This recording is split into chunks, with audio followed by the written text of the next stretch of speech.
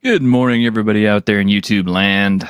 It's your t-shirted historian, and I'm desperately trying to get the brain cells firing with some caffeine. So right now I'm kind of the way I'm talking and stuff. My mouth is like waking up. How about you? I was in an editing hole, so it's like a K-hole, but a lot less fun. So it's like your brain is still like trying to parse sentences and put things together and change American grammar to British grammar and American spelling to British spelling. Yeah. Why do you want to change American spelling to British spelling? Because I don't want to sound retarded. Oh, okay. Besides, it's classier with extra letters in it. Is it okay? And we got Daniel. Hey, Daniel. Not much. Oh, wow. It's early. I got to bed way too late last night, so I'm barely coherent this morning. But I'm gonna try to get through this. I hear you. What were you playing? Actually, this is the funny part. I was playing with AI. Yeah. Don't. Yeah. Hey. Twitter decided I didn't need to get notifications this morning. What? Twitter decided I did not need notifications this morning. Oh, wow. Makes you feel better. Twitter decided that I needed a 7-day ban yesterday. Oh. What? Apparently offering Lily Tooley free facial reconstruction surgery and then implying that if a judge told me I had to use his preferred pronouns, I would simply say I can't do that because I swore to tell the truth, the whole truth, and nothing but the truth, is a threat of violence worthy of a 7-day ban. So you just got off of it, or? No, I just got on it. Uh-oh. Luckily, I managed to plug my shit and get intelligence as a dump stat out there before I was unallowed to post. Wow. That's, yeah. I take a break from Twitter, pretty much every Saturday, and let me assure you, you'll enjoy the peace and quiet for a while. But someone is. Well, unfortunately, I'm just banned from posting, not from getting notifications and seeing what stupid crap people say. So now I just get to have people say stupid shit and not respond to it. Well, yeah, there was a time I was pretty hot and heavy on Twitter/X, just like on it every single day and trying to get involved in all the different gaming conversations and talk to all the people and everything else. And it's like, I started taking a step back and a step back and a step back, especially whenever people started getting into my IMs and telling me, I was like, hey, this person is this and this person is that. And why are you talking to this person? And this person said this about you. And, I ain't all about that. I was alive before Twitter ever happened. I'll be here after it's gone, or it'll be here after I'm gone. I don't care which, but I could survive without it. So, it's like, is it useful for what I do? It is extremely useful for what I do, especially since I'm casting to Twitter right now.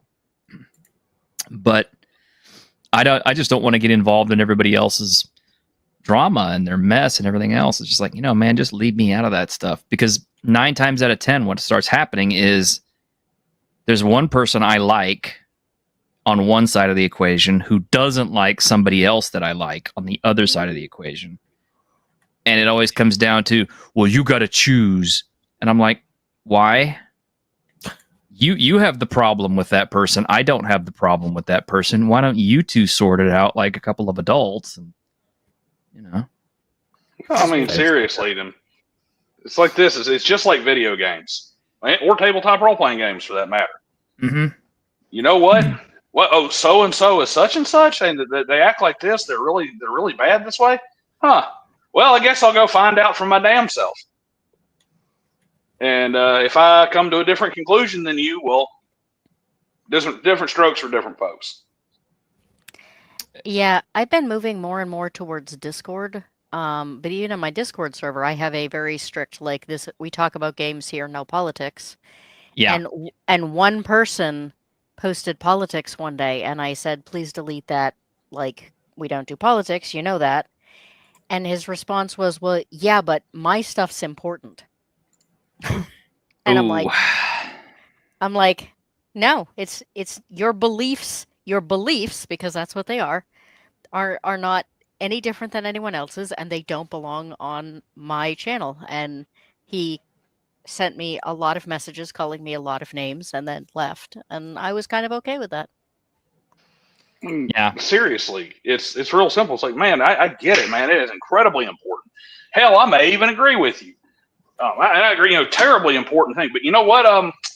This is a gaming channel, so go post the important shit in the important shit channel and not the gaming channel. Or to put it more succinctly, sir, this is a Wendy's.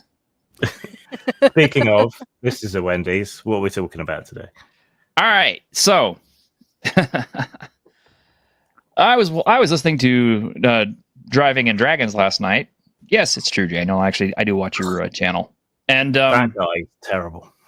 Yeah, I know. I listened to yours too, though, Grim. So that guy's terrible. He's such a jerk. I mean, yeah, it's true. But hey, I've always said it. We support our friends on this show, so I try to watch everybody's channel when I can. I don't always succeed, but Daniel was talking. He said something pretty cool last night. He was talking about preparation. Yeah, no prep DMing and no prep this and how even if you're using tables and stuff like that, you're still doing preparation. You're just using someone else's preparation. I thought, that's kind of a good point. Because unless you're actively making all your own tables with your own encounters and your own stuff in it, then yeah, you're basically borrowing someone else's preparation in order to do your prep. Because generally speaking, whenever you start any kind of an adventure, I get the whole idea. It's like I can sit here and set up a thing. Let's say this is our very, very first game. We've never gamed together. And I tell you guys, okay, you guys all start out in this desert village where they use some strange forms of riding animals in order to get around.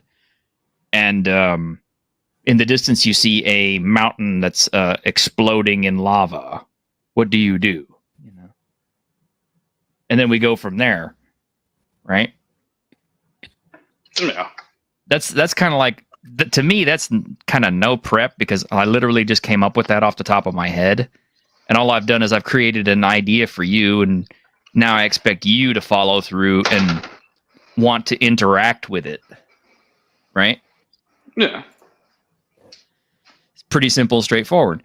And from there, since I don't have anything planned, I'm sitting here either checking tables and rolling dice, or I'm just making shit up as we go along, which is okay too. Is there a disagreement about what no prep means? I'm confused. Yeah. It's in the title. No prep. Well, it's part of it's tongue in cheek. All right, so part of it's tongue in cheek, because the people who yell the most about no prep are the ones who also yell about studying the rule book like you're preparing for a PhD dissertation and making sure that everything is done explicitly to the rules, which is prep. You are preparing for the game. Whether you are preparing for the game, whether you are preparing an explicit narrative or an explicit adventure for that particular day with explicit encounters, or you are simply preparing yourself to be an efficient GM.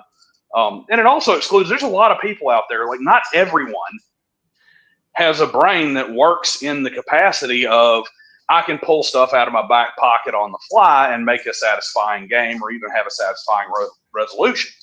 But that same person may be able to craft something that's amazing. And I will stand on this. This is a hill that I will die on. I do not care who it is. It can be Gary Sander Peterson Gygax, I'm hard, and he will he will run a better game when he is prepped than he will when he is unprepped. Now you can argue about the level to which that prep happens. And there's different levels there. How strict does it need to be? How loose does it need to be?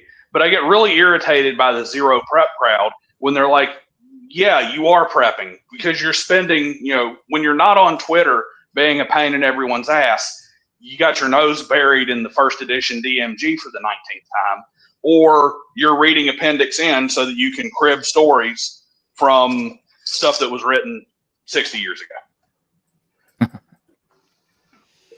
But yeah, I mean, it's you're using somebody else's prep every time you use a table or a chart or anything that comes out of that book because somebody else prepped it for you. Okay. Okay. Go ahead. Sorry, go ahead. No. I was just. Oh, I was gonna say. So, being a bit of a stickler for words, I would argue that's system prep, not game prep. Okay, that's an interesting. System what? I would argue that is system prep, not game prep. When I read the rule book, I'm learning the system, not prepping a game. Operative word, prep. You're prepping. So the long and short is, if they want to be pedantic about it, or if they want to be obtuse, then so can I. My point. I'm with you. I'm a semantic guy myself, and I get exactly what you're saying, and I know what they mean for the most part. Daniel, but Well, we use the word game interchangeably, though. We use it to mean both the game system that we're playing and the session that we're going to play. I'm famous for, does anyone want to play a game? Yeah, sure, let's play this, and then just taking 30 seconds to come up with a starting point, and then we play, right? But I still have to have read the rule book to know the system for the game, and that's not preparation for the game session. That's just knowing the system. That's a bit different, I think. And actually, it is much harder to run modules on the fly if you haven't read than it is to improvise, because you're having to stop, start, and read, and you're having to find the text that you're supposed to read out, and you don't have an overall sort of viewpoint, and you don't have the same degree of freedom as a games master if you're doing a module. So it's actually more difficult to just pull that off the shelf and go. I don't. That's 100% correct. Yeah, I don't think prep is sacred or anything. Probably some people are being a bit absolutist about what counts. So this is very close to home at the moment, because I offered to run a bunch of games at the local convention that is coming up this weekend, and I offered this 3 weeks ago. And the 2 games that were coming from Europe came quite some time ago, and all the ones coming from the US got mailed on Monday because they couldn't be bothered. So I have 4 days to learn 3 systems. Oh, geez. So, there will be a whole lot of running on the fly this weekend. At least and the stuff I sent you is simple. Yeah, I mean, that's the thing, is that like the 2 that yours and the one that came from Germany. The one that came from Germany is 5e compatible, so there's not a whole lot to learn there, except that I will have to read the module because she did send me an adventure. Oh. And a couple of the ones coming in are fairly easy to learn, and the others I'm panicking a bit, to be perfectly honest. I was like, I offered to do this 3 weeks ago. I don't you sent it Monday? What? James, a 600-page rule book that's 9 levels of crunch and requires linear division to figure out who is. No, none of them are terribly hard. The issue is that their response was, well, I sent mine on Monday. You'll have plenty of time. And I was like, no, everyone sent them on Monday. So I have, one is due to be here tomorrow, and the others I don't even know are going to get here on time. And they're like, well, you have the PDFs, it'll be fine. And I'm like, So yeah, James, prepping on the fly is a big thing. So James, to be fair, he says, since when did we get into an argument on prep? I don't remember that ever being a thing before the interwebs. There was a lot of stuff that wasn't a thing before we got on the interwebs, because for one thing, I don't remember the whole, you're playing the game wrong thing happening before the interwebs, So my understanding is that there actually used to be like wars where people would write letters back and forth to magazines about you're playing D&D wrong, like whether or not it was supposed to be run more like a war game or whether or not it was supposed to be heavier on role playing. The difference is that you had to literally write a letter, send it in, wait for it to get published. Someone else would read it, write a response, mail that in, wait for the next one to get published. So it was really hard to like do any, knee-jerk, reacting at that point in time. Hard to sustain the rage over 2 months.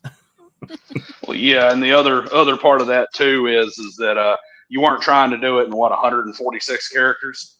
That's the worst thing about Twitter, is I hate it. You get into the and not without even stepping into the realm of the idiot who doesn't know how the reply button works. Even aside from that nonsense, it's like, okay, you want to have a salient discussion here. You want to have a discussion that has some real merit and kind of talks about the differences. I'll make a YouTube video, or let's get on a podcast, or maybe we should just actually have like a little blog post letter writing campaign back and forth, because ain't not a damn thing worth saying in 140 characters. Always true too. Okay, got some comments here I want to address. So let's just take them down as they came out. So I was like, I always considered modules to be either practice for a new system or convention games. I don't use them at the table. Same. This is kind of my feeling on modules. I think. Okay, well, like I kickstarted Tales of Argosia, and part of that Kickstarter included like 4 or 5 adventures. And I really, really love the way that they've got their adventures structured. I like the details that they give at any given spot in the adventure. But it kind of boils down to this. Whenever you pick up a module and you decide you want to run it, it's usually because there's some element of the module you really liked, and you want the players to hurry up and get there so you can run that part. Am I wrong? Like if you picked up Ravenloft, you want to run Strahd, right? Because he's the best part of the whole module. Yeah, that's definitely part of it. I have my view on modules. I do like them, and I do think that they have a place at your table aside from just, hey, new DM stuff. I think they're very important for new DMs. But just like the aforementioned Appendix N or Appendix E for you 5e people, modules are very important for cribbing, because if you run a long time group, like you got people that you've been playing with for years, which is the way I am, they start to figure out how your brain works. Doesn't matter how creative you are. They start to figure out that Grim likes to do this. All right, Grim. All right, we can know that one of 2 things is around the corner because Grim is the one who wrote this, and we've been playing with Grim for 10 years. However, if Grim pulled Daniel's module and lifted something out of it and doctored it up to fit his campaign, they're going to come around the corner and be like, what the hell is this? Grim doesn't think this way. Grim doesn't use a trap in that manner. That's not how he sets things up. So that is a good point. Yeah, it broadens your horizons. Yeah. What were you saying, Goat? Oh, I was just thinking, because what tends to happen to me is that my players tend to assume that everything is going to be too complicated because they think they know how I think. And so therefore I don't have to do anything, because they will just get themselves in all sorts of trouble making assumptions about what's coming up next. Huh. Grim, got any thought on it? I've never really liked modules. Whenever they're in the main core book, I tend to regard it as a waste of pages that could have gone on to something else. Because there's always something else in the book that we could have used more information on, like more equipment, more background information, more stuff about organizations or whatever. If you want to release a starter module at the same time, then release it separately, like cheap. Do something like that. So that's always a waste of time to me. I haven't had much good experience with many modules. I think Night City Stories turned out well, but that was mostly because we interjected our own stuff between the different parts of the adventure. Cyberpunk's Land of the Free, Home of the Brave was a pretty good module because that's a road trip, so it has like a structure that makes sense. Why would you go along this linear path? Well, you've got to take this cargo from point A to point B, and this is the quickest, safest route, so that's the route you take. Just otherwise, I always want to go off script, and the players always want to go off script. So they're just not that useful. What I did used to use them for when I got free modules from going to conventions or whatever, in the gift bag that you get, just steal the monsters and stuff out of them, because almost every module had new ideas for traps, new monsters, new puzzles that you could use elsewhere, because those are things that are easily transferable. So, and if you were stuck waiting for a new monster manual or creature codex or whatever, adventures were a cheap, free, or easy way to get some more critters that people hadn't encountered before. Yeah, that's always true. Whenever your players have read the bestiary or the monster manual back and forth, and they know every single thing that's coming, whether or not they're metagaming or not, it is always nice to have something that they've never seen before. Just pop in and they're like, what the hell? There is one other thing. If the author is bad at explaining what their game is about and how they expect people to play it, then an introductory module or something can be like a window into, okay, so this is what the game is about. This is what you're supposed to do. Like reading through Sentience, which I finally got through the mail. Reading through that, you're not really left with much of an idea of what you're supposed to do in the game. I mean, the world is interesting. The idea of playing, awakening intelligent robots is interesting, but there's no real idea of what you're supposed to do in the setting. Whereas in something like Cyberpunk, you're mercenaries who work for corporations troubleshooting so that you can get by in this horrible world, right? That's a quick, easy hook. In D&D, you are a band of freelance adventurers who go around raiding tombs and dungeons and putting down threats to the kingdom. Yeah, that's an easy hook and an easy end. Sentience, not so much. And it has a few like micro adventures.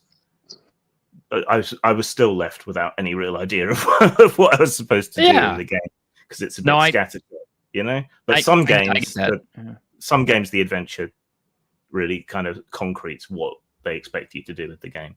Yeah, go on. I find that I steal maps from modules a lot. Occasionally, classes, if there's a new class that I like.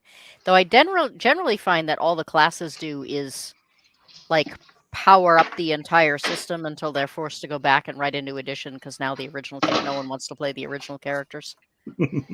But yeah, maps are generally the most useful thing, because I don't visualize well. So the one area I do struggle when it comes to running is I have to have some sort of visual cue for myself. I can describe things well enough, but I need to be able to see something. So I'll take a bunch of maps and I mash them together into, the map I want to use and go from there. Yeah. I've always said that before. It's just like if I'm going to use a module, I'm not necessarily going to use the module whole cloth if I can avoid it. I like to rip pieces and parts out of it. And Daniel, what are you doing, man? Oh, sorry, I left the mic on for that. I was pulling a couple lobster tails out of the steamer. Oh, I thought he was doing dishes.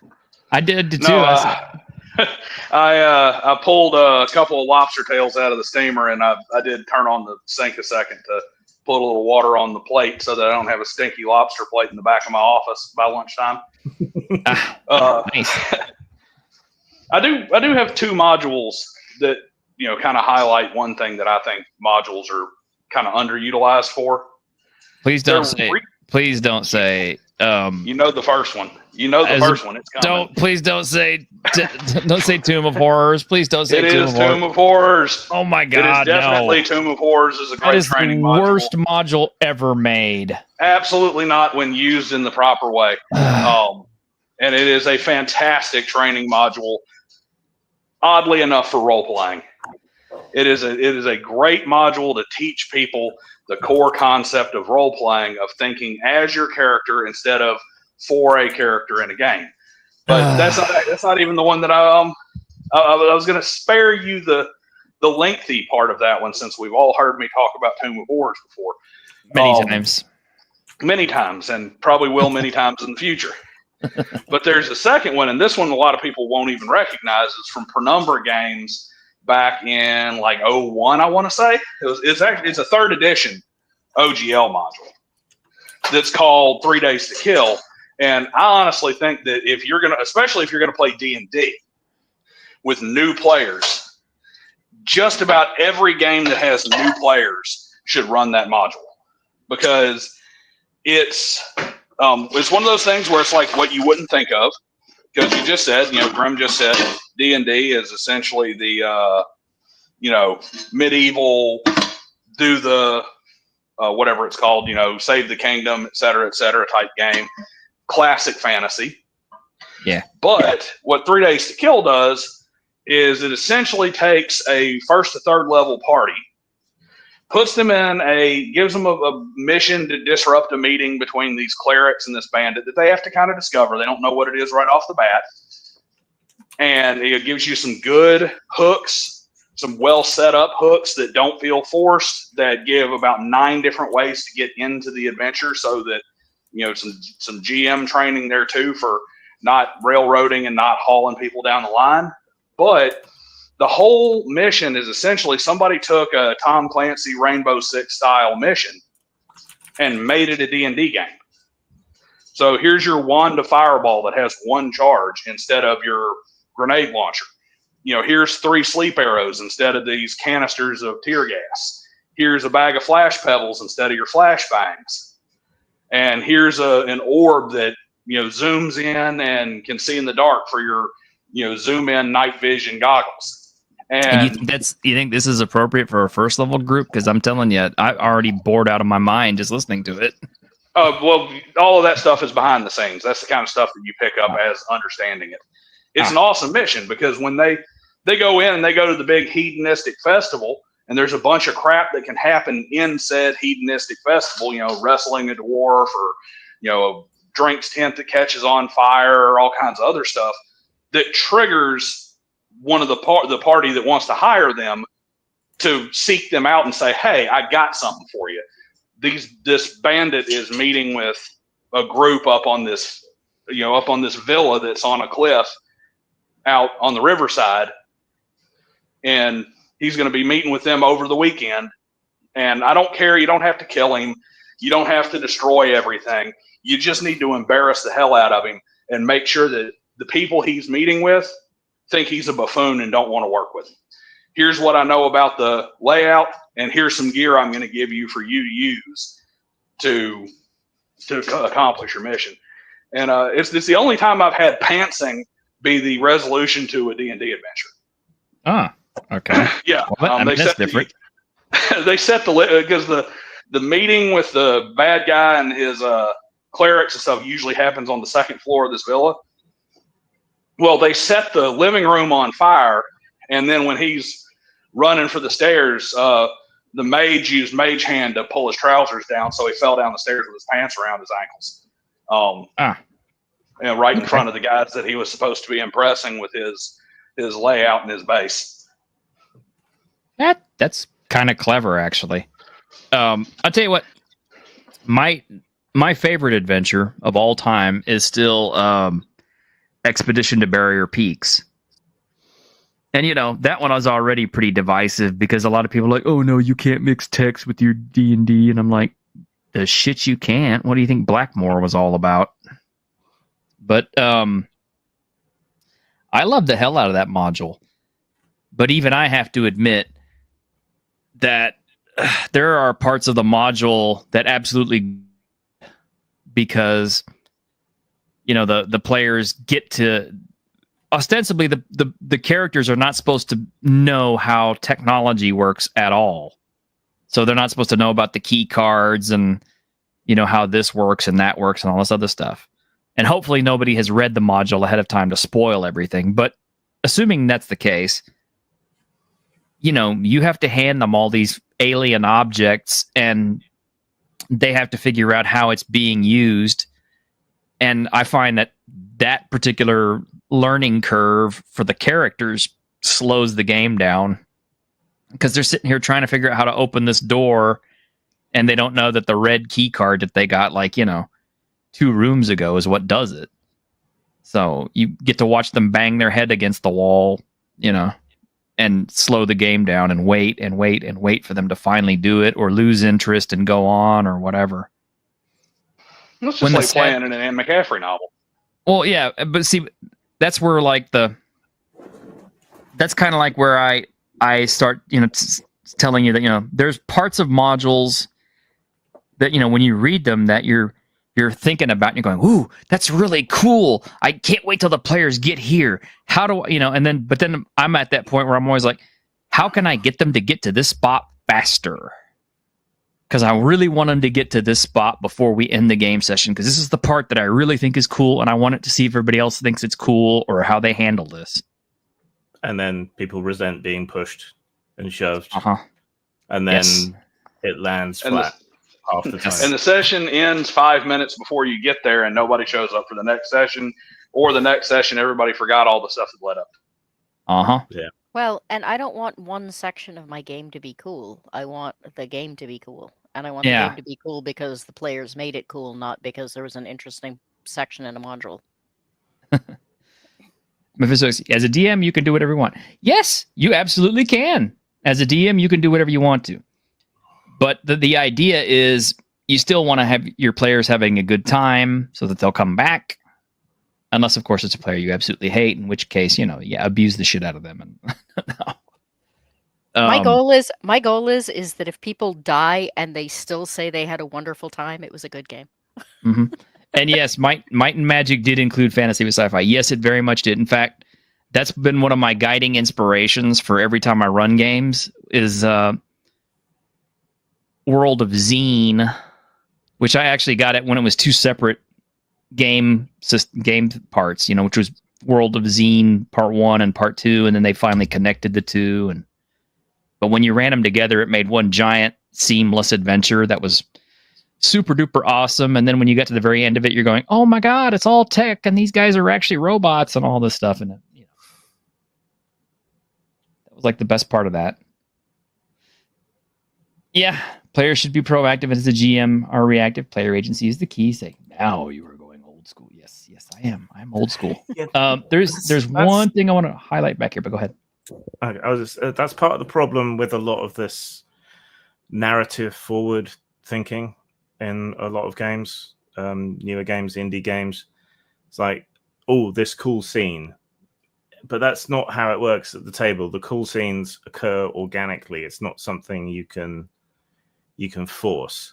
There are tips and tricks you can get to make it more effective or to make it more lightly, but you can't just write a cool scene and expect it to come off. Mm-hmm.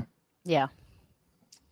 It's like no matter how hard you try to run Lock, Stock, and 2 Smoking Barrels or Snatch, your adventure's never going to run off like a Guy Ritchie film.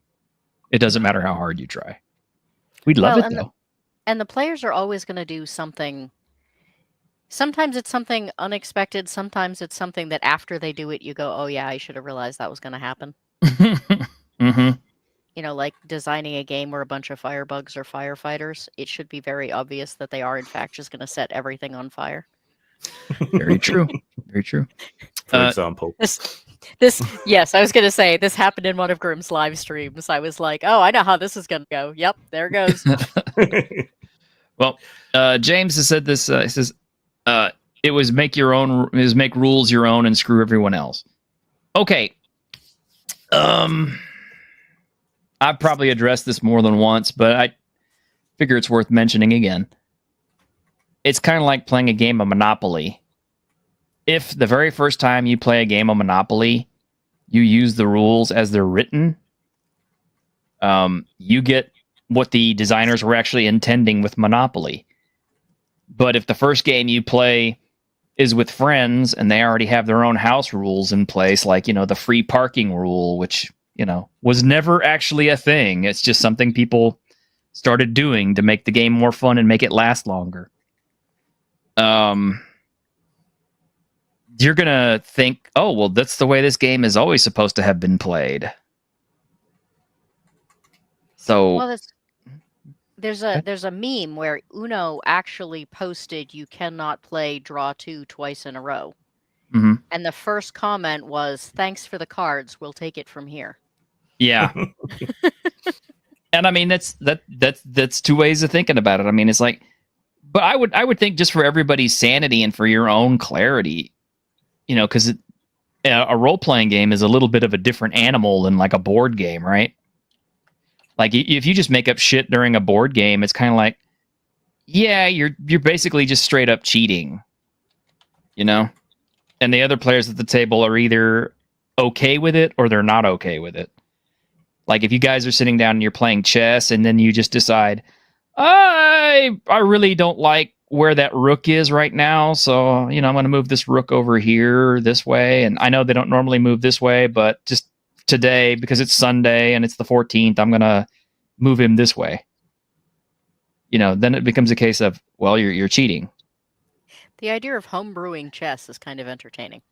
It is. I mean, you could really make up some funny stuff with or checkers would be even more interesting. But I've always said this: you have to know the rules before you can break the rules.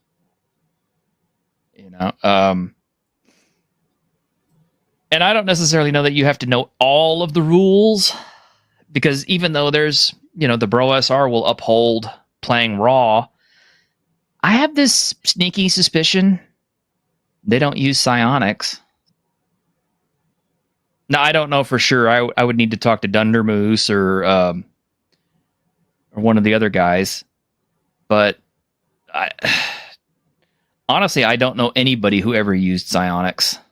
The only time we ever used psionics was when it was reintroduced in 3rd edition, because at that point, it kind of started to make sense.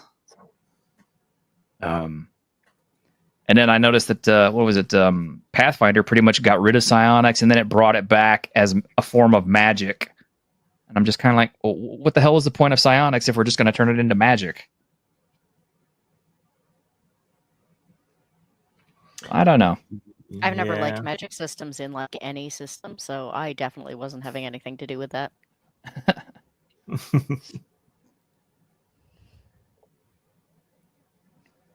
The GM can decide the genre of the game, but the players decided soundtrack. You intended James Bond, they made it Austin Powers. Yeah, that's true. Personally, I think it'd be, every time I play a Grimm game, I always think, how can I turn this into Benny Hill? There's a game in a book, and it's not the Glass Bead game by Herman Hesse. It's something else, where part of the game is making up the rules of the game. So at the start of the game, the players define the board and the goal, and they put some generic pieces down, and then each time you take a turn, you also make a rule, and then everyone has to follow the rules as they become established, which is a bit like what role-playing can be like with people's house rules at their table. Though we do have this overarching game culture and way of doing things since the internet, which we didn't really have before. Which is both a gain and a loss, I think. Yeah. You're referring to what in the GM DM section that literally says, yeah, no, I get it.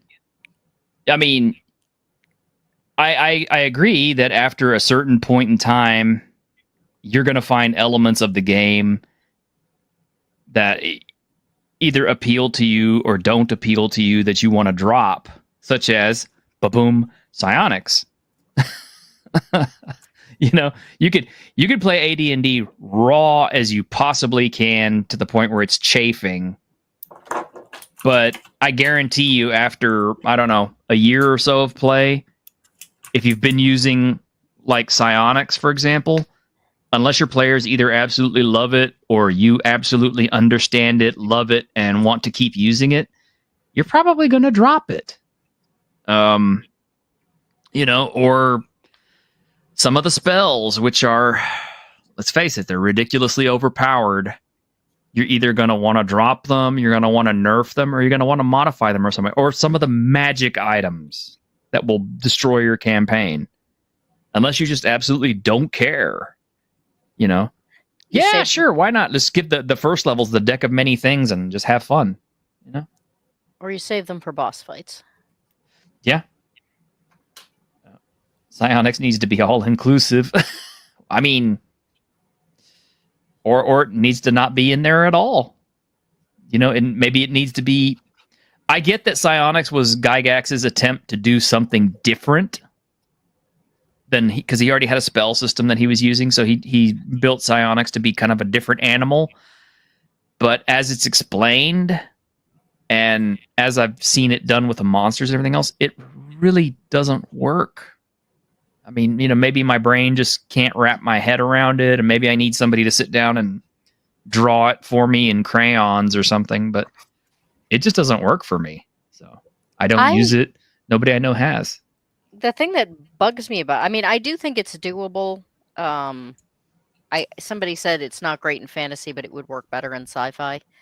I think it's doable. I think the issue is that it wasn't done well in D&D, and then because everyone seems to think they need to make their game so that it runs on here's how it's like D&D. They've then gone to put it on in other games done equally badly, which I think is just kind of given it a bad name overall. Oh, we're getting some interesting feedback here in the chat. I brought up psionics, and apparently that's everybody's hot button topic. I didn't know. So, yeah, you're the world builder of the spells. Yeah, I get that. Yeah, I mean, when you're the GM, you're in charge of your world and you're supposed to run it. But what you run into pretty frequently, I've noticed, is unless it's a brand new system with just one core book, frequently you're going to be running a system that has been kind of established and has lots of supplements written for it, possibly even third-party supplements. And then it becomes a case of book control. Because now you're having to sit here and go, you know, your player says, well, I saw this Space Rocket Man that was published in Game Queer Journal 2 years ago. I really want to use that in our game. So now you're having to say, is like, well, let me look at it and see if I think it's okay, and or somebody says, hey, let's play the Gladiator without all these restrictions and acts, and then you're wondering why your campaign doesn't work so well because the Gladiator is so overpowered, as Alexander McCrease pointed out. But that's another aspect to prep, though.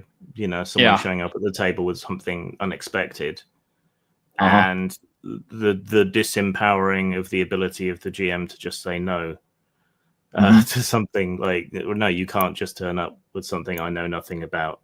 I need a chance to read and absorb this and see if it fits or not. Yeah, more like PDF control these days. Yes. Magic-wise, I've never liked D&D's magic system. For wizards, I recognize it's fancy and magic. I've never liked fancy and magic particularly.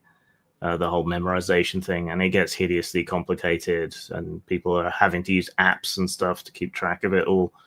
And then the other magic systems, like the cleric magic and the sorcerer magic, and all the rest, it's all modifications of that broken central system. And then you have psionics, which I haven't read the new ones, but always used to be more like a magic point system, where you have psi points, but none of the psi powers bore much of any relationship to, what are considered real psychic powers in reality. So, it's less telepathy and telekinesis and more turning your lower intestine to iron and sitting on someone, which it doesn't feel very psychic to me, even playing Dark Sun. Okay, Magnificent Devil, yeah, it isn't disempowering to require the player to follow the same rules as everybody else. Yeah, that's true. And I had a point to go on, and I kind of lost it. So great, good job.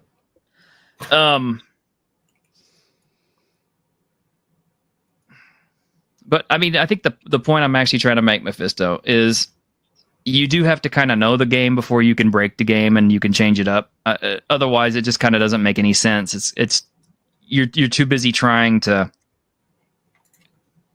If you're just learning a system and you're like having to make up rules to fix what rules should already be in the game, or rules that are already there but you didn't know about them, and then you try to use that as your final ruling for all future things, that becomes kind of a deal after a while.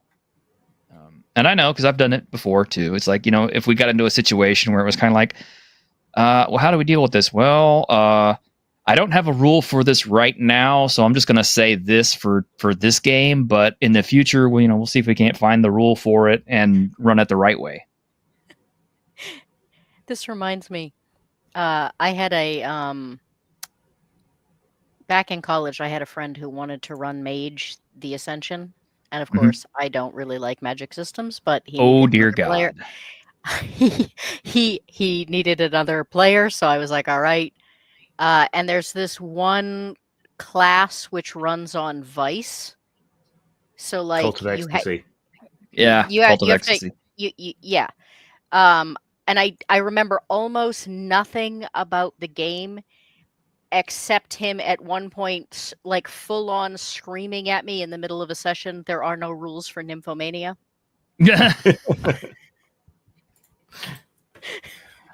Of the magic systems, I do like Mage because it has a strong central sort of philosophical idea behind it, which is that consensus forms reality and a few people can superimpose their reality, and then it runs with that, and everything makes sense in that context. I did like that. That again, out of those, I still don't like Magic, but that I did like the way that idea went. I think what made it work though is that unless you were running like a mage vampire crossover or something, if you're just playing mage, you're not having to incorporate it with all these other classes. And I think where most games get in trouble is you have all these different classes and you're trying to incorporate magic in with these other things without it either getting overpowered or underpowered. And then, the fighter wants cool spells too, and the wizard doesn't want to be killed by a house cat at first level. And it just makes a mess in my mind. And Mephisto still has the Lone Wolf game books, Dragon Warrior game books. I didn't get the Dragon Warrior game books, but I did have the Lone Wolf game books, and Grim and I both grew up on fighting fantasy books. And I'm going to be 52 here pretty soon, so I'm in there. There's still Dragon Warrior stuff coming out as well. So yeah. Let's see. What else I think this is the only stream I do where I'm not like by far the oldest person on the stream all the time. It's great. I get to be the baby. Yeah, Mephisto, I get it. You're the GM. You have the power to dictate the magic system of the world you created. Yeah, I understand that. But here's the thing. Most people, if they've had any experience with a game, roll up to the game with a certain expectation. And this kind of goes into the thing we were talking about last week with IPs. If I show up to Daniel's Cyberpunk game expecting Night City aliens and all that stuff, like the cool ass 2077 vibe and all that stuff, and And then he pops out with, okay, you guys all wake up in a medieval castle with swords, and your cybernetics don't work, and and now you have the, all of a sudden I'm kind of like, well, this isn't cyberpunk, unless of course he has some way to tie it back into cyberpunk. But the point I'm trying to make is it's kind of like players have a certain expectation when they play a game.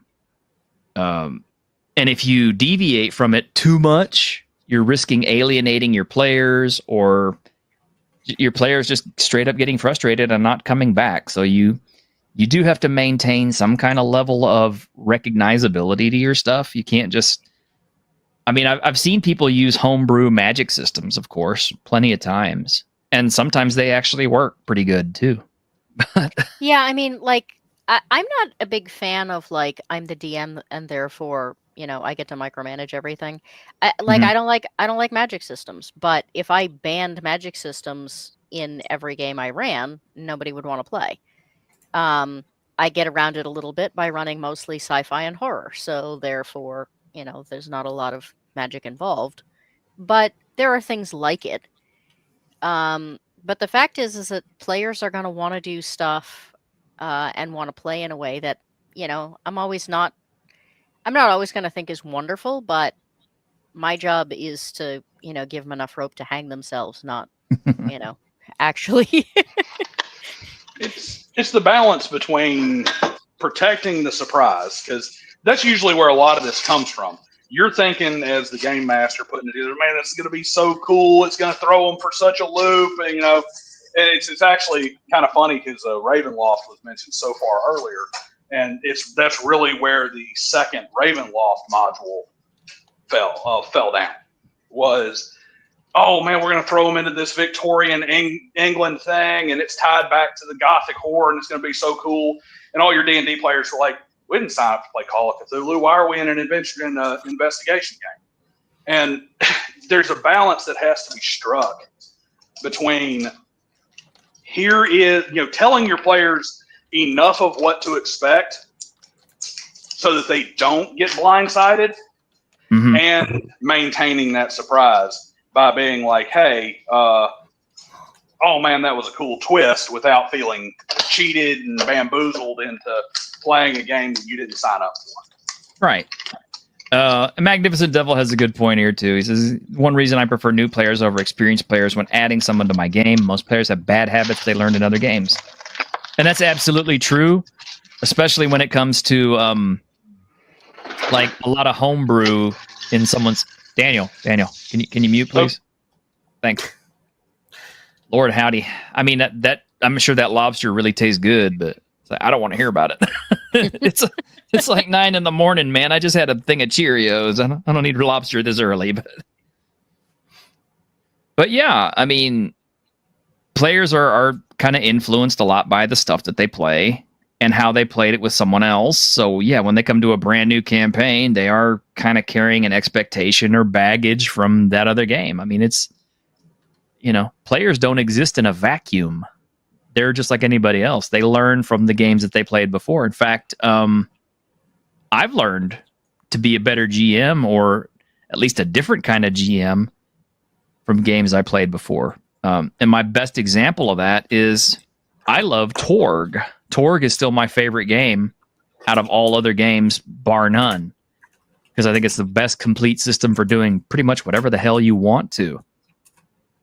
But even way back in the day when it was being published, I realized how little I knew about the game when I went to Origins back in '93 and got into a Torg game with a GM. And listening to that GM run that game and participating in that game made me realize, oh, this is how I should be running Torg. Torg should feel like this when I run it. It should be this exciting. It should be this much fun. And I should be doing this kind of stuff. And I think it improved my Torg game.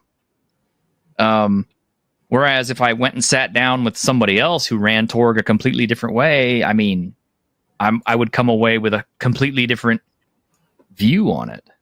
Or, a different style on which to play it. I mean, I don't know. Am I making sense, or is the caffeine just running too wild now? Nah, you're making sense. You're there. It's just like everything else. There's balance and there's good and bad to both sides. Because on one side, I just look at it the same way I look at my career.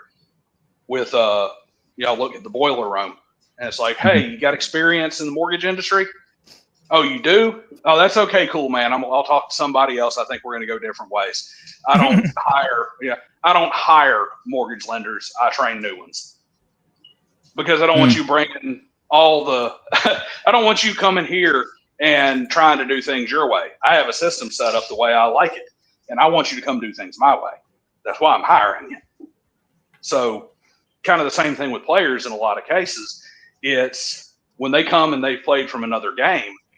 It's, you see it every time when you say you got a long time D&D group and you're like, oh, we're going to play Call of Cthulhu.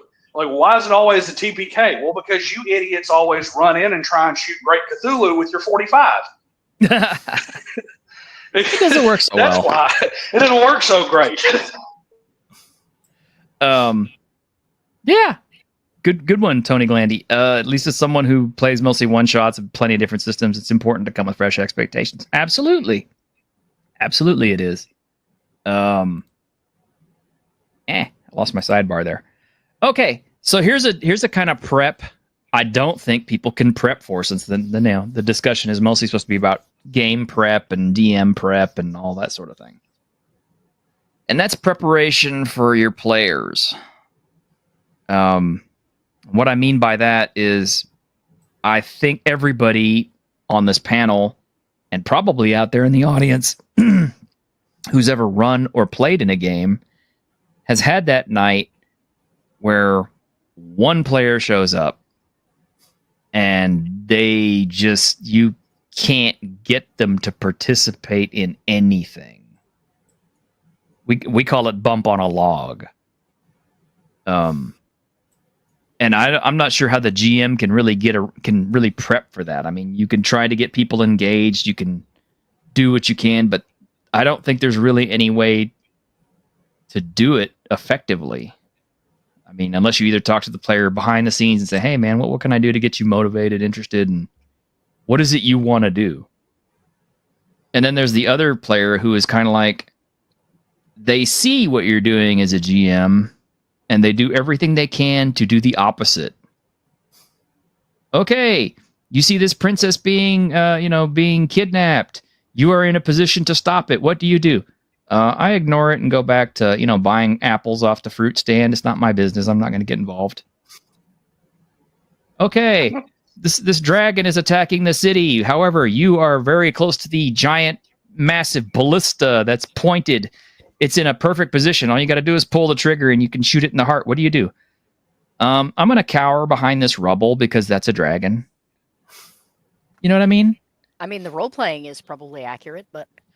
That's true. Yeah. From a role-playing perspective, that's kind of accurate. But from a let's get involved and have some fun perspective, it's kind of like, yeah, why are you there? I think I'm playing this game for.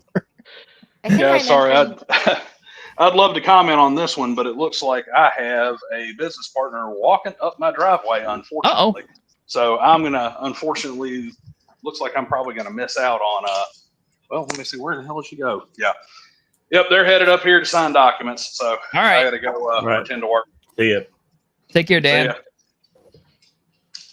I think I mentioned one time before that someone told me the best game they'd ever had was they were given this kind of world-ending scenario, and they just decided to go be merchants instead.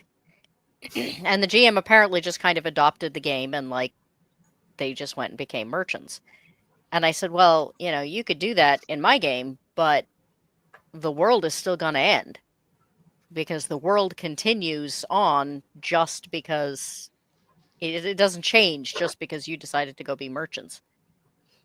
The world ending option is still there. Okay. I think, Magnificent Devil's kind of hitting it on the head. I'm not necessarily talking about somebody who does something different from what you were expecting or hoping for or trying to make happen. I'm talking about the player who actively, his game is to thwart your game. And yeah, the subversive contrarian player, their competition for control of the game. Yeah. I will Because- say those are the ones that are the most fun to give them enough rope to hang themselves. Really? What do you do? I had a player once who liked to trash games and get himself killed in fun and interesting ways, and the rest of the party when possible. Oh. And we couldn't. It was a college, like, club, so we couldn't exclude him from games, and it got to the point where no one wanted to run. Yeah. I remember so the story. Yeah, I was gonna say I thought I had told this, so I gave him an immortal character. Yeah.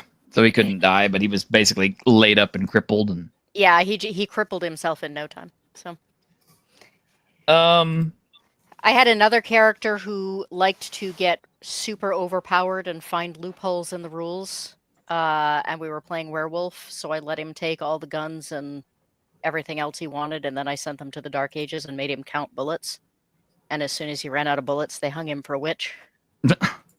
Mephisto says, when you're going to play a fantasy RPG, you are the hero. You don't sit back and become a bloody merchant. Well, not necessarily. See, there's games where you can kind of do both. And I'll give you a good example. And I'm almost thinking at this point, Grim, we need to start a drinking game for this.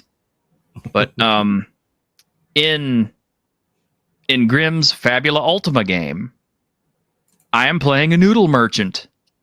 I'm a noodle merchant. I make spicy noodles and I sell them to people. However, part of my character's powers comes from their ability to cook things, because they also gamble on the side. So they also have magic powers dealing with their deck of cards. So I'm still a hero, but I'm also a merchant, you know. And there's It's always a gamble when you eat street noodles. yeah. I really thought for a second that where you were going with that was that, like, you were doing Iron Chef with, like, a deck of many things. You know, secret ingredient is... Well, actually, yes. Yeah, because it is secret ingredient. Because it's kind of like whenever I put two ingredients together, it's like, I don't know what it's going to do. Sometimes it heals people, but also gives them, like invincibility to something or cures something. Or sometimes, I whip up a recipe and it does damage to the enemy. It's kind of fun and different. Cheese with fish. Yes. Let's see what happens when we put soy sauce with cheesecake. Ugh. That sounds disgusting. Caramel sea salt, you could kind of see the salt and sweet working potentially. Well, I never liked soy sauce to start with, and then I discovered I have a soy allergy, so now I really hate it. Your game world already has merchants, including your noodle merchant. Well, yes, I know, Mephisto, but the thing is, I've seen a lot of different players who use these points of, daily life to become really good springboards into good role-playing games. Like, for example, one of my favorite characters that I've ever seen run is a character who was actually an artist for hire, a portrait artist, and he would travel from city to city and paint people's portraits, big expensive portraits. And that was usually part of his job and why we would go from place to place. However, that was just a cover, because his actual job is he was a super duper high level assassin. So ostensibly what he would do is he'd get a job to assassinate somebody, and he'd show up in that city, maybe for that person that he's supposed to kill, and offer to do their portrait or let it be known that he's in the city and he's doing portraits. And then he'd go role play his portraiture thing. And then later on, it would be a case of, okay, now I'm going to go sneak out and go kill somebody. That's kind of an interesting way to do that. I kind of like that idea, because the fact that, he worked in a reason that he would be going from place to place. I am a big fan of Shadow of the Demon Lord if I'm going to get into like fantasy games.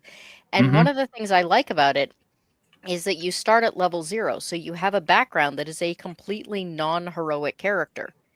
But that background can really have an awful lot to do with how your PC self advances.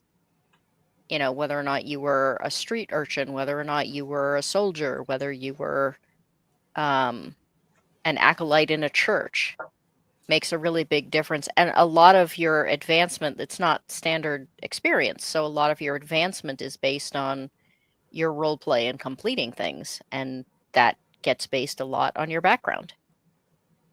Mm-hmm. More so now, I guess, in D&D than anything else. Because since your background means so much. No game survives contact with the players. True. Anyway, there's a limit to how much prep you should be bothered doing in the first place. But I mean, if you sit down to play one thing and yet everyone else at the table is on this vibe to play merchants, then you should probably go with that vibe and indulge it and introduce the other elements that you want, because they're enthusiastic for that one thing. And if they're all on the same page, you might get something good out of it. Actually, that was one of the most fun games that we ever had. Our GM was running kind of like a fairly...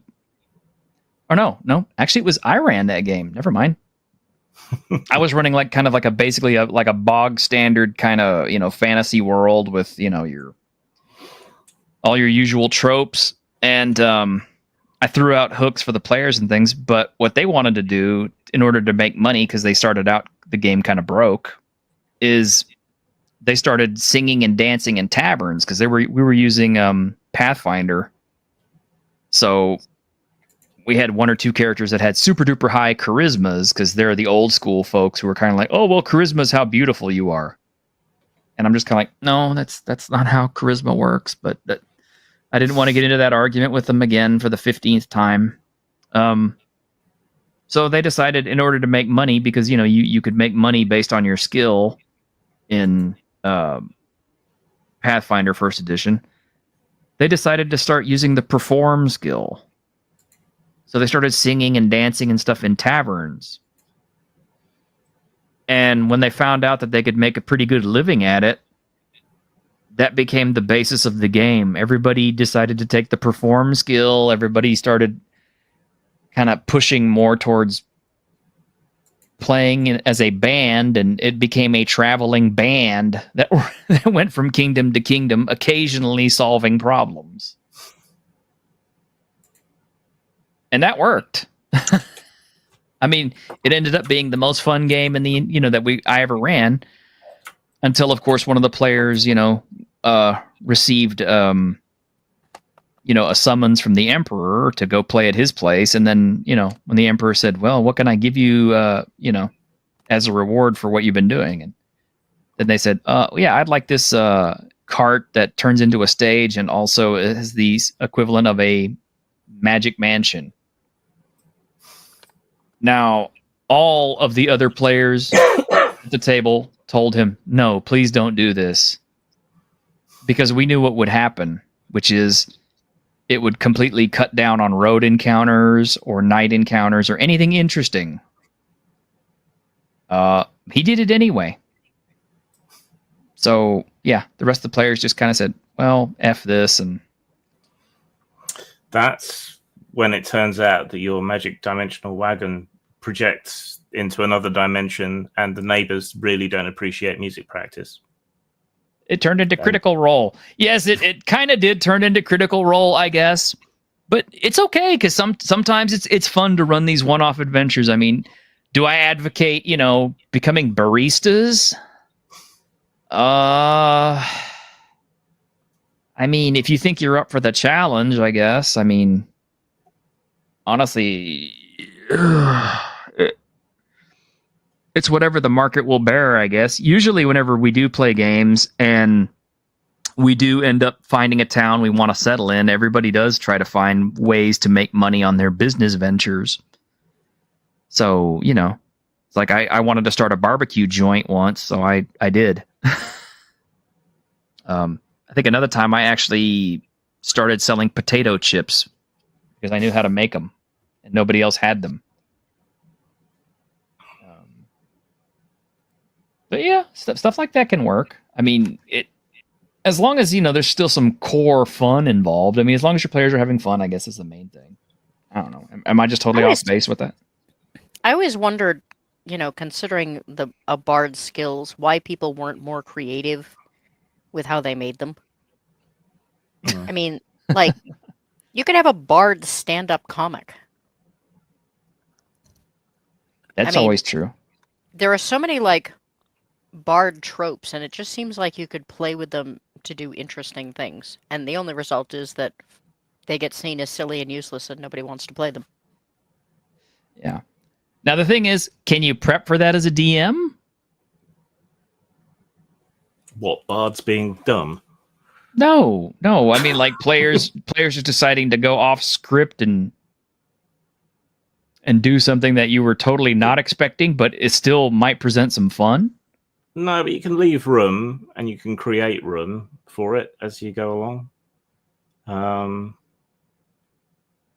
That big Dragon Warriors campaign I ran on Grim Streams when COVID started, they ended up with a small castle as like a base of operations, but they didn't want to stay there, so they just garrisoned it with troops, threw a bunch of money to get it built back up, and then went away.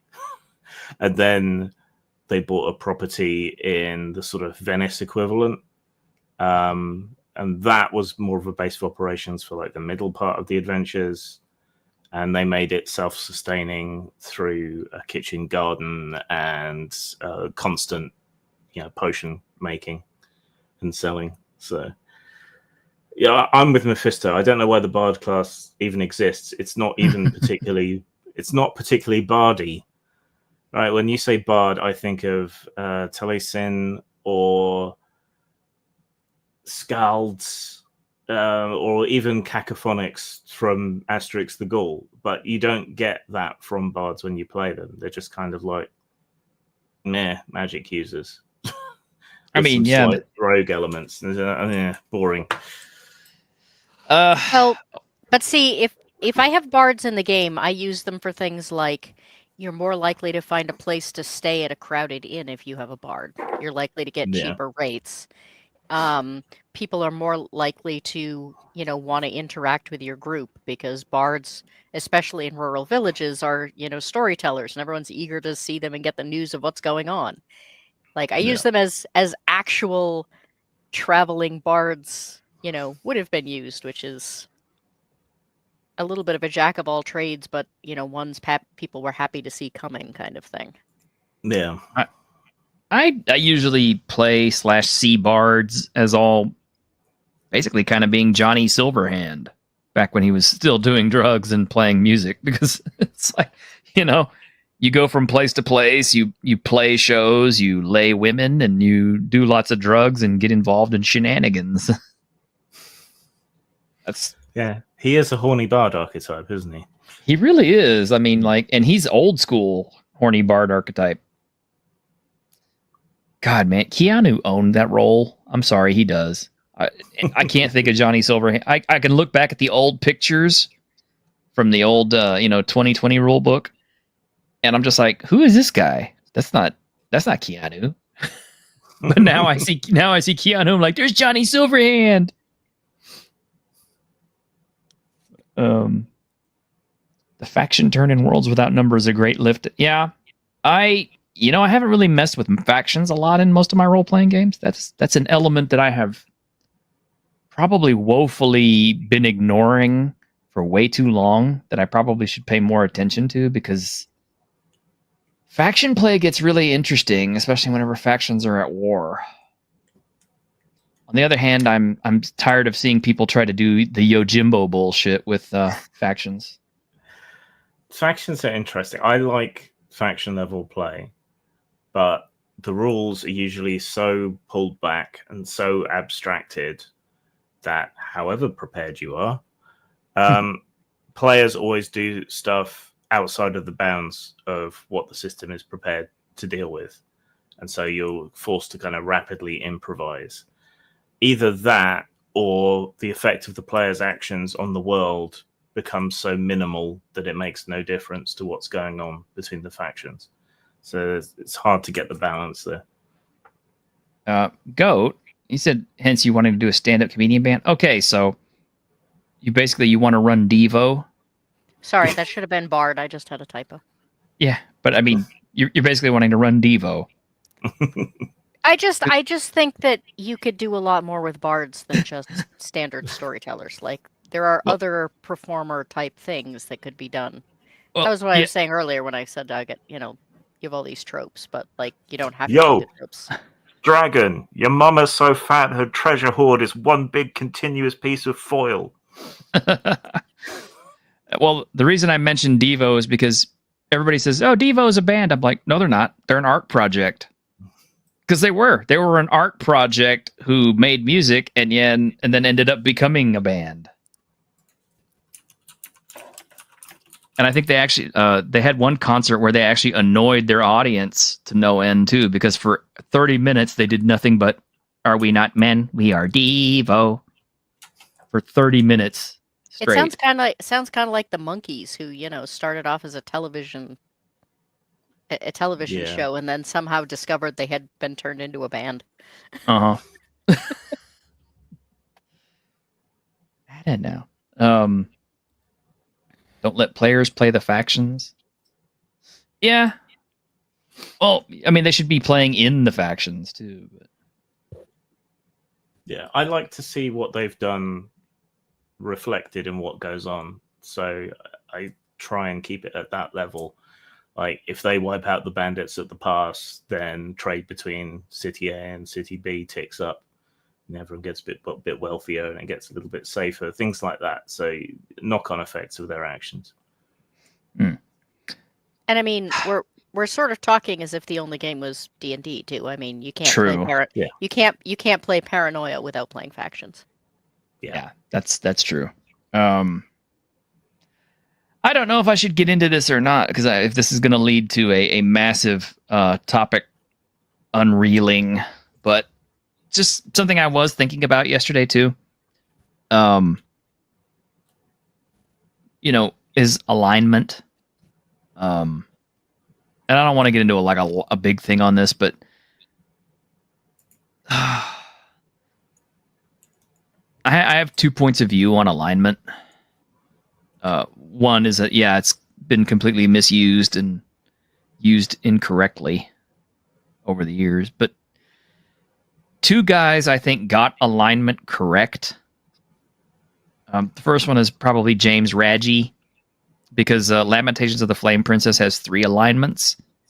It's either lawful, neutral, or chaotic. And to me, it's kind of like that's all you need. You don't need to add the suffixes. You don't need to add good, evil, neutral, or any of that crap. Just, do you follow laws? Do you mostly try to follow laws?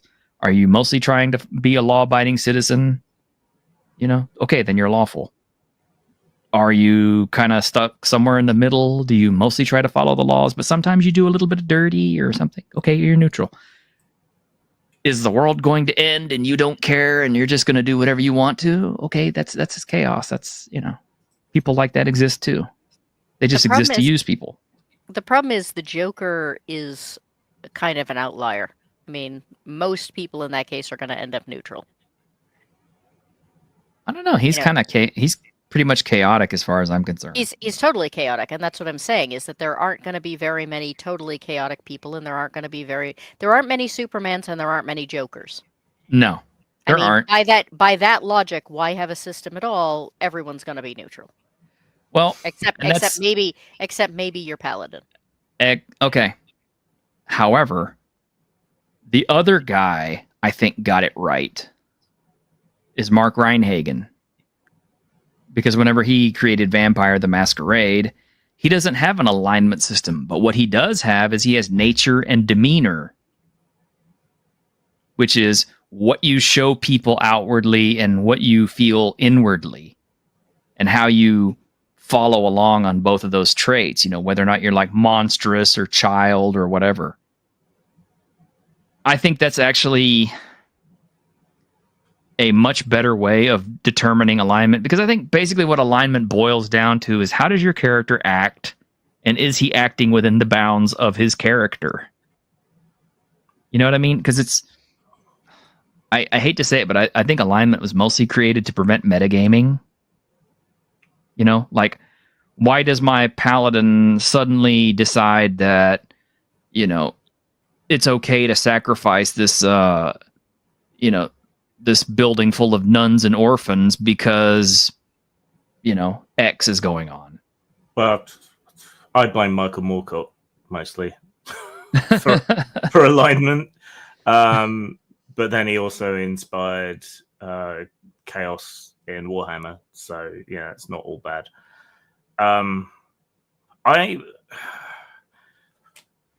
bit schizophrenic about what I call personality mechanics as well.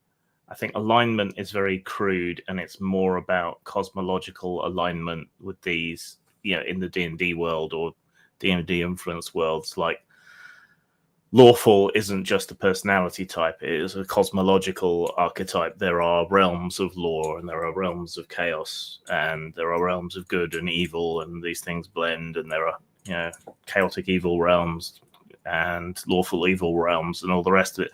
So it's much bigger. It's a cosmological sort of spiritual alignment, which in my real life I believe absolutely none of, but I find fascinating in fantasy worlds. Something like vampire, nature and demeanor worked for me, but humanity never really did.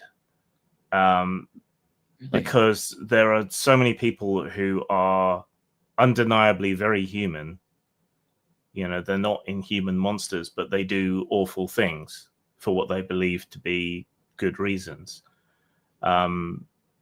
Or they embody monstrousness in one way, but are compassionate and lovely in another. So I always found that a bit crude, trying to impose a singular idea of what it meant to be human. So I always played it a bit fast and loose with that. Once they brought in the paths and things, that was a bit better. But I felt that there should have been equivalent things for humans. So rather than humanity, maybe ethics or morality would have been a better way of looking at it. You know, are you violating your principles, and does that get eroded? That would have been better to me. And then in Sentience, again, it's just on my mind because I'm going to review it tomorrow. There's personality mechanics in that, right? And there's an actual stat called control, and you can get bonuses and stuff for having periods of heightened emotion and so on. But by reducing it to a mechanical mechanism, I think you get away from the role play of it and being in the moment and immersed in your character as you're playing. So by rendering it into a mechanic, ironically, you lose the emotion in the moment when you're playing. And this also all ties into my problem with madness and horror and terror mechanics, is because they take agency away from the player. And that's kind of what it should do, because that's what it's like in real life. You know, you can get rooted to the spot with terror or lose your temper, things like that. You literally lose control of yourself. But when playing a game, it's never a fun experience. It's not even a fun experience to lose a round because you're stunned or knocked out or whatever. True. So I think what I've introduced in several systems is, okay, before we get to this situation, how does your character normally react when they're afraid? How do they normally act when they're angry? If they were to go insane, where are the fractures in their psyche and why? So that they retain some agency because they've already chosen what's going to happen. And you can try and goob it by saying, you know, if I get scared, I attack the source of my fright. But then that's now a preset reaction, which you can dick with. Like, you know, it's late at night and their spouse unexpectedly comes back early and they just wake up in a panic and attack them, things like that. So, yeah. Got some good points coming out here in the audience. It says, if orcs are attacking a settlement of humans, do I ask myself, why are these orcs attacking human settlement? No, I go in there and F them up. I think most players are going to do that. I mean, I don't honestly see I don't see a group of adventurers going over there and saying, "Now, what's the problem here? Why are we doing this? Is there something we can help you with? Do you have something on your mind? How is your relationship with your mother?" That I that's not. I've met some players these days. Okay, well, good point. Good point. I mean, yeah, maybe it's just a certain group of players, and I've never met them before. I don't know what game they play or anything. There was literally a whole thing for a while about how if you had gamers who felt that combat was too stressful, you'd do things like it's D&D. It is a D&D based idea, or 5e specifically, but you'd have them start a business. And give them like things they had to overcome while trying to start their business, and I was like, "This is not D&D." I mean, like, this is like one of those free games you find on your phone. Well, this is also why I think that solar punk does not work as a genre, because there's no conflict. Yeah, there's nothing to do. Yeah.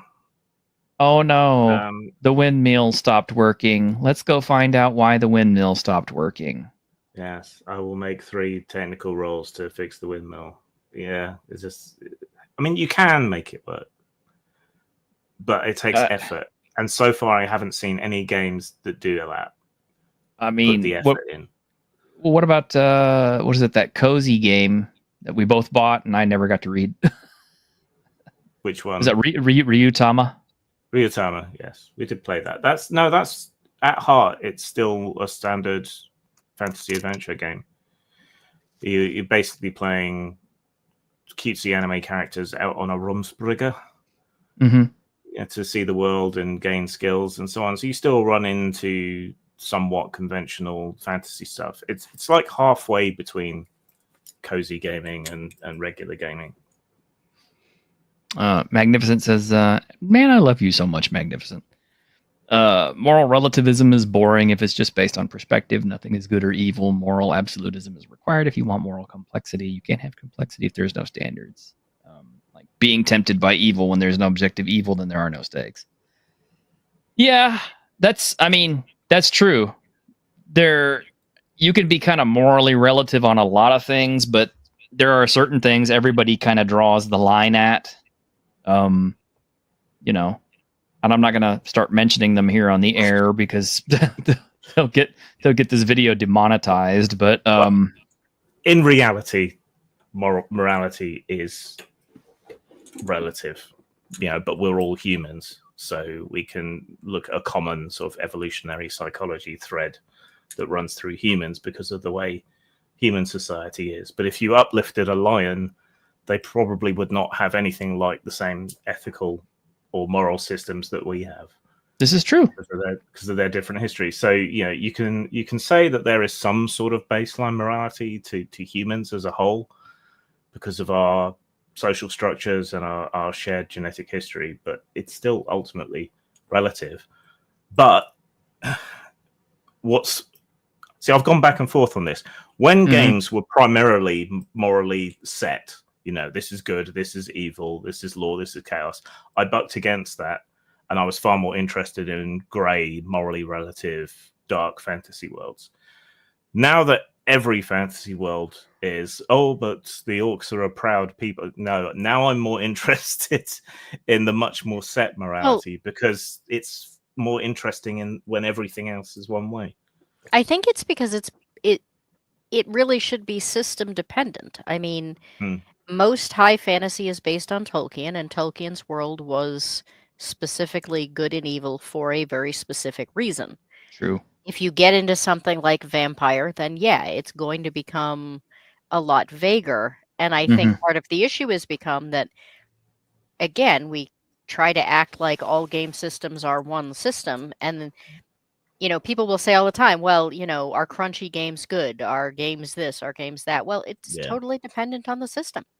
And then there's a place for crunchy games. There's a place for rules like games. There's a place for moral relativism. There's a place for absolutes. And then you there's have Call of Cthulhu, where there is no relativism whatsoever. It's kind of like, if it's got tentacles, it's bad.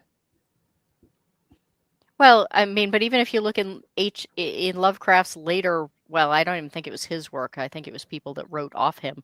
They have Cthulhu like being the slightly less evil of the monsters, and saving humanity from other stuff. So it I mean, that's a stretch.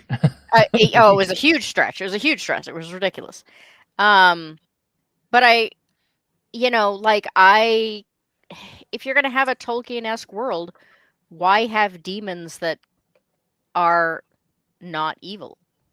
I mean, why ignore the fact that being raised amongst a race that is entirely evil is likely to make you evil? Which is one of the reasons I push back on this whole thing about, races can't be entirely evil. Individuals can be evil. Well, yeah, but if you are raised to believe that certain actions are correct, you are likely to continue those actions even if the rest of the world believes that they are evil. True. Because that's your upbringing. So even if you want to look at it from that particular point of view, you're still going to end up with evil races. I mean, it's I always fall back on kind of like the culture aspect of it, because even amongst humans, we've found that certain cultures tend to act in ways that many of us would consider to be evil, because that's how their culture developed. Like the Assyrians, for example, were a pretty horrifying culture. We would probably look at Assyrians and go, yeah, their culture is kind of evil. And then you try to apply something like that to orcs. It's like, okay, people are like, oh, well, orcs aren't necessarily inherently evil. I'm like, okay, if you don't want to put an absolutist evil or good label on it, look at it this way. From a cultural standpoint, orcs don't raise crops. They don't farm. They don't settle. Orcs are always on the move. They always raid. This is how they survive. This is how they grow. So even if they're not evil, they're locusts. They're locusts. They may not of themselves individually be evil people, but this is how they survive. Therefore, they're a threat, no matter whether you think they're good or evil. Yeah, that's they're what libertarians. which is as close to objective evil as you can get in the real world. That's kind of what I was trying to get at, is that whether you look at it as a nature or nurture point of view, if you're raised to believe that women need to be kept in the home and wrapped up in veils and stoned if it's believed that they cheated on their husband, then you are going to continue those patterns of behavior. So whether you look at that as being, nature or nurture, most of us would still consider that to be wrong. Yeah, it may be a doctrinal thing. I still think one of the best sort of tacklings of this whole debate in fiction was in Deep Space Nine with the Jem'Hadar child. Oh, right. With them trying to raise it with humanitarian Federation values, but this thing has been genetically engineered over centuries to be a warrior, and it's born addicted to Ketracel White, and no matter what they do, they cannot turn it aside from its programmed violent nature. I thought that was handled very, very well in that. As the protesters holding up the sign that says "Orc Lives Matter." Okay, you're Mephisto. You're kind of trying to put a lot of modern day thinking and politics and stuff into a game, which I usually advocate against, unless you can handle it in a particularly special way. But let's always remember too that during the zombie apocalypse, there will always be groups of people who say zombie lives matter. I was just going to say that there will be zombie rights advocates. Yes, there will always be zombie rights. You're always going to have groups of people who want to just oppose everybody else just because it's the thing to do, or because they get it into their heads that that this particular notion is correct, and that's part of what creates conflict in role playing games. So yeah, absolutely. I mean, he's like, yeah, if you have orcs, running rampaging like locusts and destroying, farmsteads and stuff like that in the countryside, and then you have a bunch of city protesters, who are against, sending out militia and knights and all this stuff to go destroy the orc horde, then that makes perfect sense, because that's the kind of stupidity that you would probably see. I mean, maybe not in a medieval kingdom type thing, because, king being absolute would probably just have all these people thrown in jail or tortured to death or sent to, prison farms or whatever. But, point is, pseudo-arachnids are an objectively evil alien species. Well, yeah, to a degree. I mean... No. What if they're those cute little jumping spiders? Yeah, that's true. Yeah, jumping spiders are really cute. I love their little... What if the arachnids move in around us to keep the even worse bug aliens away? What if they catch them in nets and eat them for us? Did I just inject modern day politics into a fantasy game? Well, they've been doing that for a while. Okay, here's the thing, Mephisto. They have. Objective word. They. That's not us, necessarily. That's not necessarily Grim. That's not necessarily Goat. That's not necessarily Daniel or anybody else. It's not you. You don't have to do that unless you want to. There's nothing saying you have to. So Yeah, this is why I vote. Sorry, go ahead. I was gonna say, you choose what you want to engage with and what kind of stories you want to tell or help your players tell. I mean, if that's the kind of story that they want to tell and you're morally opposed to it, or you just don't want to deal with it, then find a new group of players, or just tell them, it's like, hey, you know what? Can we not do this? Go ahead, go. Oh, I was just going to say that, first of all, everyone else is doing it is a terrible argument. Yes. And it's just, that's one of the reasons that, my channel, my Discord, and my games are politics-free areas. I mean, in real life game has people who are, I would consider both rabidly left and rabidly right, and most of us are gradient in the middle, and we just don't talk about it. And we don't talk about things that might lead to talking about it. We're there to play a game, and that's it. Just because other people choose to do that doesn't mean we have to. Okay, you love fantasy games the way they used to be made. They're still made that way. There's still plenty of games out there that are still made that way. Because, I mean, look at it honestly.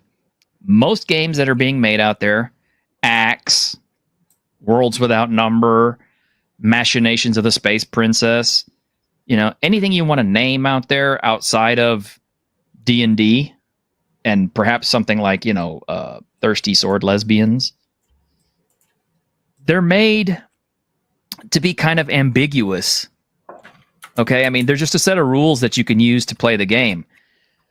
There's nothing that ostensibly states that you must use the rules in this way in this setting.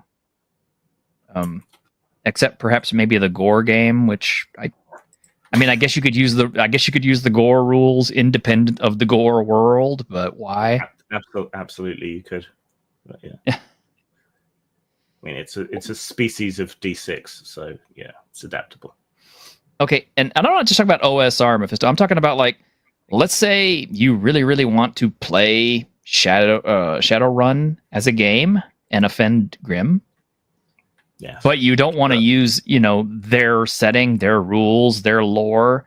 You want to throw all that crap out the window, and you just want to use their system and maybe their critters and their characters. You can do that. Most systems are setting agnostic for a reason. So, wait, I need to know now. Why does Shadowrun offend Grim? Keep your elves out of my cyberpunk. Can we still have the trolls? The trolls are cute. You can have internet trolls. It's two great flavors that don't taste good together to me. It's like orange juice and toothpaste. It's just no.